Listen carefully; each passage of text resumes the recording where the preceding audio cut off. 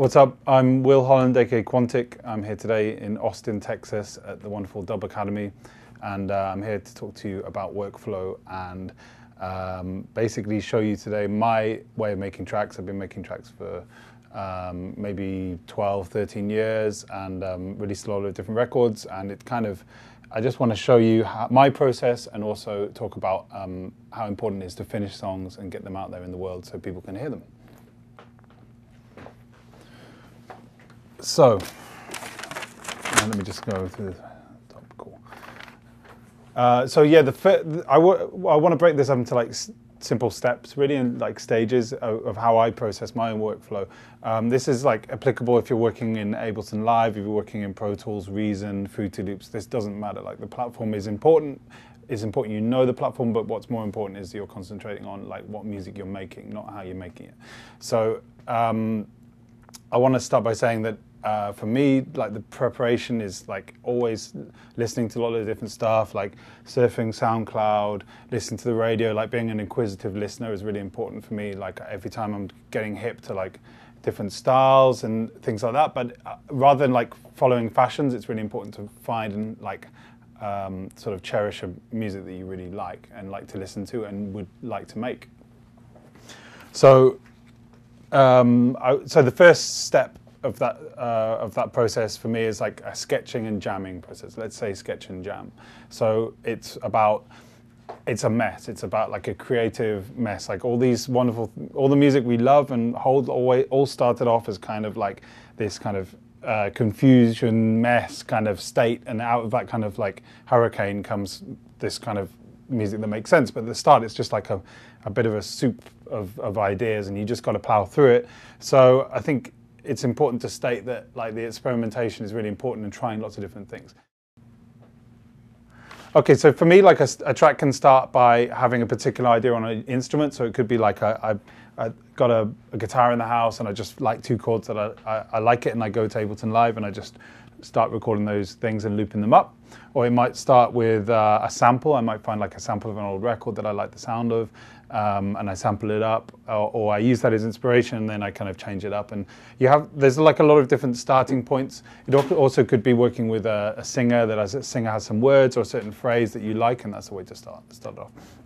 So I'm going to just explain that step here, like just on the thingy thing. Okay, so in this case, this is a song called Soul Clap. This is a song I wrote a couple of years ago when I was living in Cali, Colombia, and I wanted to work out something with Gaitas, and Gaitas are this type of indigenous cane flute from the north of the country. And I have my friend Esteban Copete, and I invited him around the house and I recorded him playing this flute. So we have two lines. We have like a bass bottom line, and then an accompanying line. There's macho and hembra, in this case feminine and male flute. And this is the second. And basically that came about with me just displaying to in the room what I wanted, trying out different few things. I think I even started off with a bass of like piano, just to kind of give him the tonality of the record. And as soon as he'd left, I got my bass, just connected it directly to Ableton Live and recorded in a bass line underneath.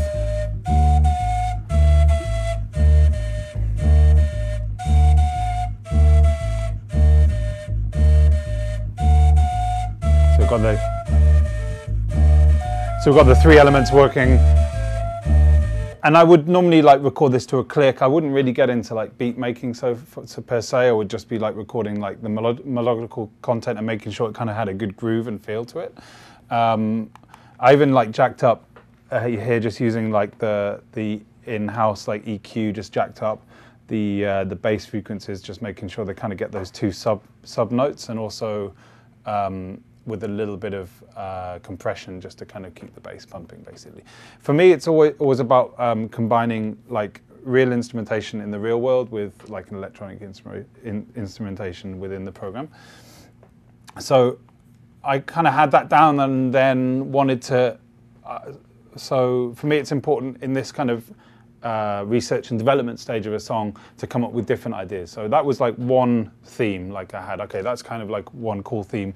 And then I looked into another and thought about like a skanking idea. So I kind of started laying down some skanks with guitar, kind of this sort of thing, like reggae style skanks, kind of got a ska feel, same tempo with the same bass, a little bit different.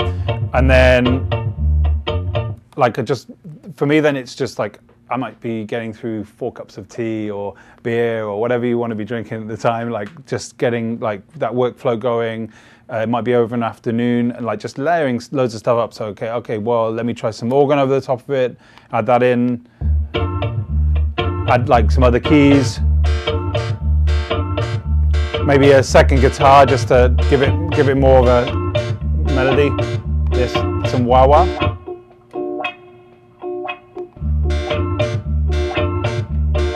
So I get to a stage there where like I kind of get 2 patterns that I really like and I like the sound of, and I'll move into drum programming. And usually I just try a loop. So I think in this case, I just looped up like an old boogie record and laid that underneath, which in this case is this, I believe.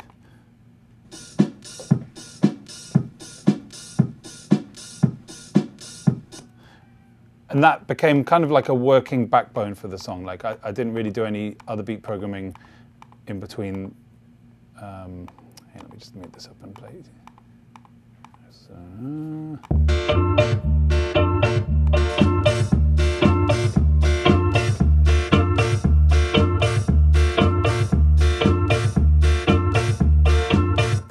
Okay, so an important part for me. Okay, so moving on. This is like.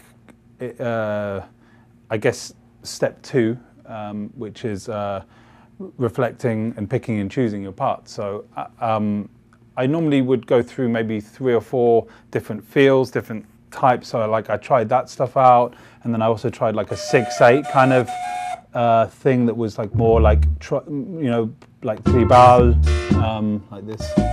Yeah.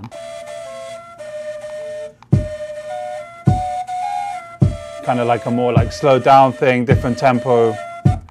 Cool, so the second step for me is about basically reflecting on all the parts you have and like kind of sorting out the wheat from the chaff and making sure you have like out of this creative idea. So like, maybe I'll be working till 3 in the morning and I'll wake up the next day, like your ears will just be like burnt and you just can't grasp, like there isn't any objective kind of state left in you, so you just kind of leave it. And actually sometimes I might go away for like a week, 2 weeks, I might not even listen to that song anymore for a good while, and I then come back and just process it with fresh ears. And that fresh ears thing is like super important. Like there's friends I have who like go around beats and beats and beats for days, and you don't want to do that. Like you just leave it. Like the minute you're listening to a song over and over again and you're not making changes, like you're going to get demo ears, and it's just not, you just don't do it, because you're just going to get too attached to something that maybe is like still in a very much a development stage.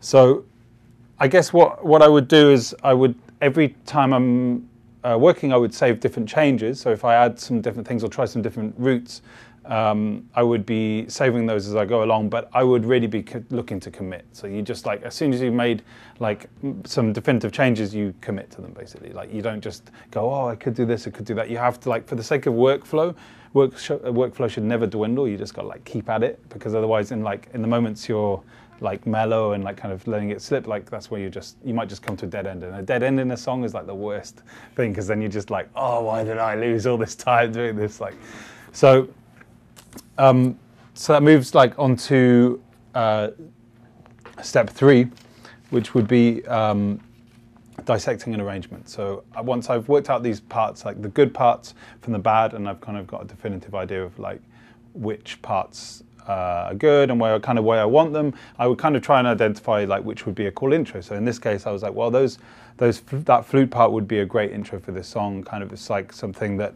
would be easy to mix into. Being a DJ as well, you always have these considerations about like how to get into a song. So that seemed like a cool idea for me. And then maybe leading to like a drop, and that the other part, the kind of more like intense skanky bit, being the drop for the main part. But you just work through it, you drop things around. So like I'm always moving around, and actually on these timelines in Ableton, I spend like a lot of time, because they're so long and you can really, sometimes I might have 3 different arrangements laid out, 3 different versions and alternatives, and then I will cut and pick and choose between them and sort of medley them up. This is the beauty of like being able to have such a versatile software, is you can change the tempo, you can do all these different things as you go along, and which you wouldn't be able to do so easily with, like, I don't know, it's kind of like, for me it's a very versatile option, Ableton. So you end up like plotting the timeline and making different elements. So in this case, I have like the start of the song, and I started to add at this stage also more drums, so I have like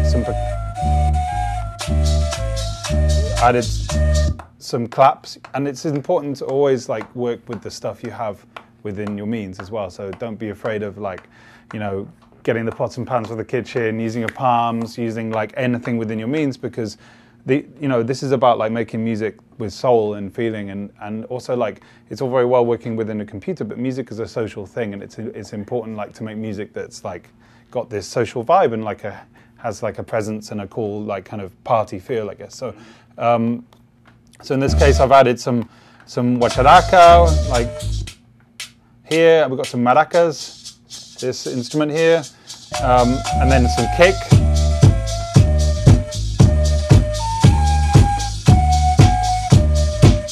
Snare, and then I normally leave it like that. Like I'll maybe add some crashes and kind of effects later on, but that's the kind of the main backbone.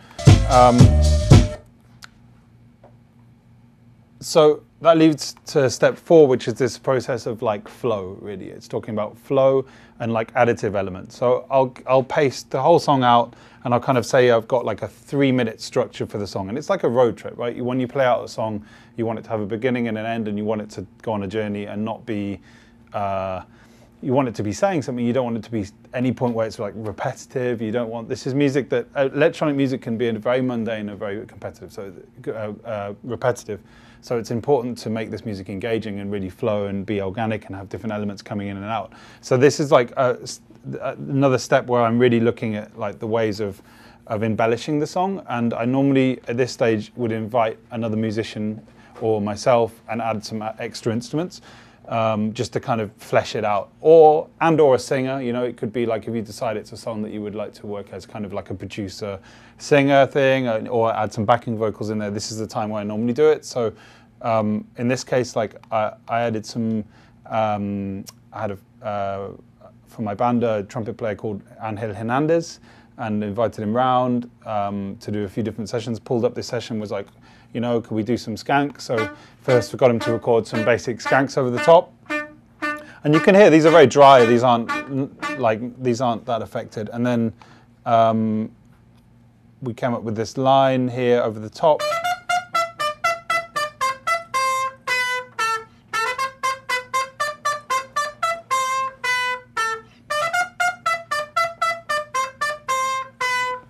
So this is kind of like giving it like a more of a like carnival, Cuban carnival sort of vibe, which we thought was cool. So, and it kind of added to this drop. So basically we ended up with something like this. Hang on.